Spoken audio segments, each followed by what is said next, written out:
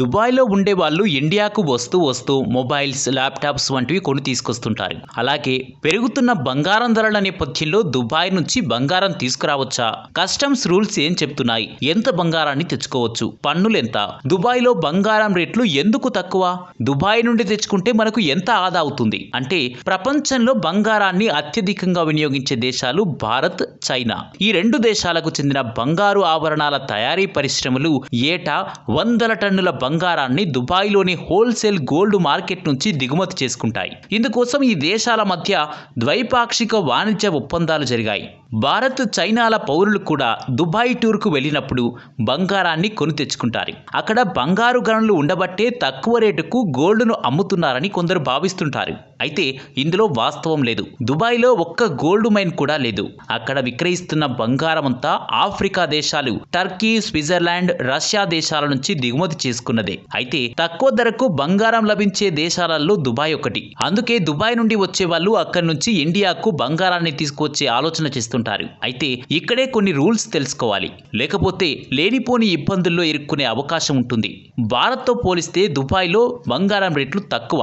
దీనికి ప్రధాన కారణం ఏంటంటే అక్కడి పన్నుల వ్యవస్థే. దుబాయ్లో బంగారం విక్రయాలపై వస్తు సేవల పన్నును విధించారు. ప్రతి విక్రయంపై 5% విలువ ఆధారిత పన్ను వ్యాట్ను విధిస్తారు. అయితే ఈ వ్యాట్ పై మనకు ఫుల్ రిఫండ్ లభిస్తుంది. అయితే దీన్ని పొందేందుకు నిర్దిష్ట కాల పరిమితి ఉంటుంది. మొత్తం మీద ఎలాంటి ట్యాక్స్ లేకుండానే దుబాయ్లో బంగారాన్ని కొనుక్కోవచ్చన్నమాట.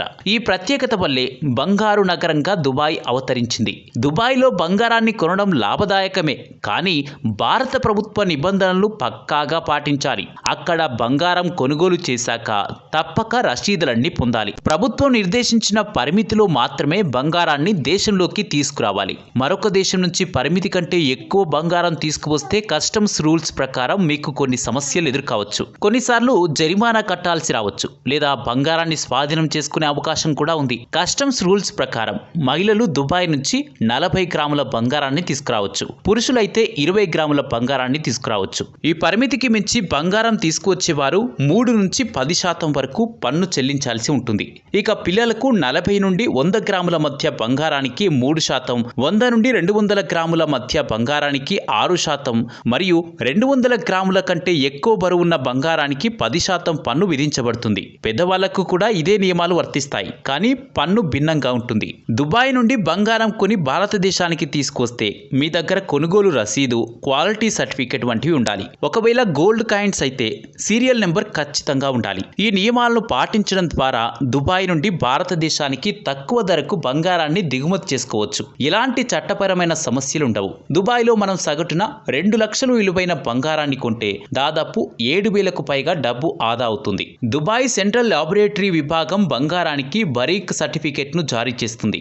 మన దేశంలోని బంగారంపై ఉండే హాల్ మార్కు లాంటిదే ఈ సర్టిఫికేషన్. ఇది తప్పకుండా ఉండేలా కొనుగోలుదారులు జాగ్రత్త పడాలి.